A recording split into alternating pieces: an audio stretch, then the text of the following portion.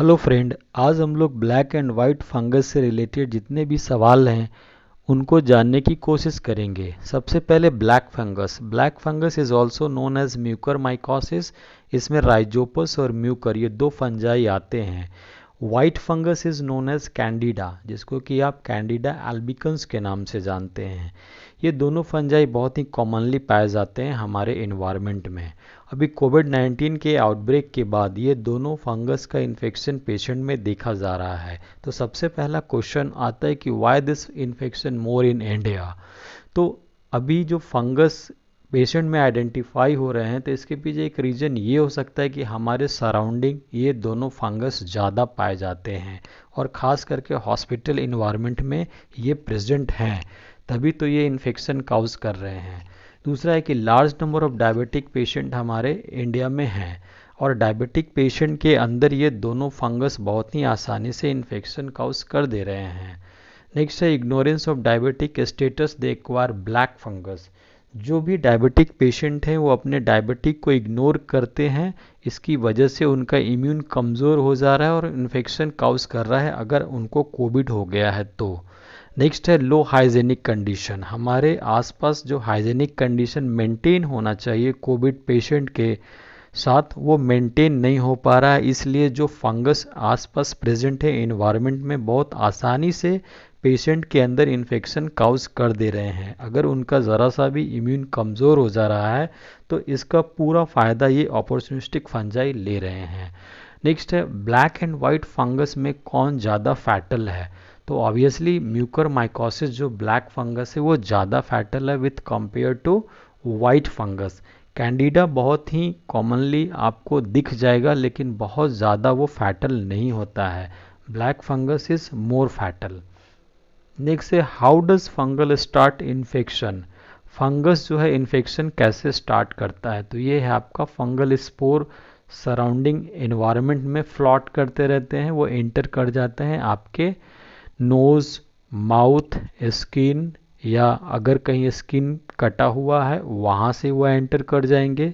Burn जो skin है वो भी बहुत आसानी से स्पोर को एंटर करने का मौका देते हैं, या जो ट्रॉमेटिक आपका स्किन है, कहीं ट्रॉमा हो गया है तो डैमेज स्किन है तो वहाँ से भी ये बहुत आसानी से एंटर कर जाते हैं। नेक्स्ट क्वेश्चन है non Covid patient will infected with fungal. Yes, ऐसा नहीं कि जिनको कोविड हो गया है उनको ही ये फंगस का इन्फेक्शन होता है। फंगस का इन्फेक्शन उन लोगों में ही बहुत आसानी से देखा गया है जिनको टीबी है या एड्स पेशेंट है या कैंसर के पेशेंट हैं, उनका भी इम्यून बहुत ही वीक होता है, वहाँ पे भी ये फंगल इन्फेक्शन बहुत ही आसानी से पाए जाते हैं। नेक्स्ट है सिम्टम क्या होगा अगर फंगल का इन्फेक्शन हो गया है ब्लैक फंगस म्यूकरमाइकोसिस का। तो इसमें सिम्टम्स आएगा नेज़ल ब्लॉकेज रहेगा, ब्लैकिंग ऑफ नेज़ल डिस्चार्ज, जो आपके नोज से डिस्चार्ज होगा वो ब्लैक कलर का होगा, फेशियल पेन होगा, स्वेलिंग होगा, चेस्ट पेन होगा। ये सब बहुत ही कॉमन सिम्टम है फंगल इन्फेक्शन जिनको हो चुका है। इन सारे सिम्टम्स के बेसिस पे आप पेशेंट को डायग्नोसिस के लिए रेकमेंड कर सकते हैं। अगर डायग्नोसिस हो गया तो आप ट्रीटमेंट में जा सकते हैं। नेक्स्ट है डायग्नोसिस। अगर इन्फेक्शन हुआ है तो डायग्नोसिस करना होगा। तो डायग्नोसिस है फंगल इन्फेक्शन का जिसमें KOH माउंट करके आप देख सकते हैं। KOH माउंट से भी फंगल हाइफी आइडेंटिफाई हो जाता है। उसके अलावा आप लैक्टोफिनॉल कॉटन ब्लू माइक्रोस्कोपी करके भी देख सकते हैं, वहाँ पे भी फंगल हाइफी आपको साफ दिखेगा अगर है सैंपल में। तो इसके बावजूद अगर आइडेंटिफाई नहीं हो रहा है तो सैंपल को आप कल्चर कर सकते हैं। स्पूटम है या नेजल स्वाब को अगर SDM मीडिया पे कल्चर करेंगे तो ग्रोथ आ जाएगा। उसके अलावा आप मॉलिक्यूलर डायग्नोसिस में PCR भी कर सकते हैं और रेडियो डायग्नोसिस में आप CT स्कैन भी कर सकते हैं पेशेंट को।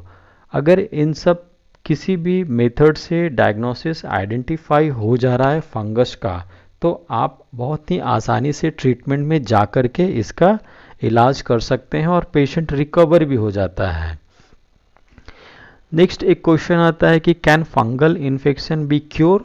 क्या फंगल इन्फेक्शन अगर हो जाता है डायग्नोसिस होने के बाद अगर कंफर्म हो रहा है तो क्या वो क्योरेबल है।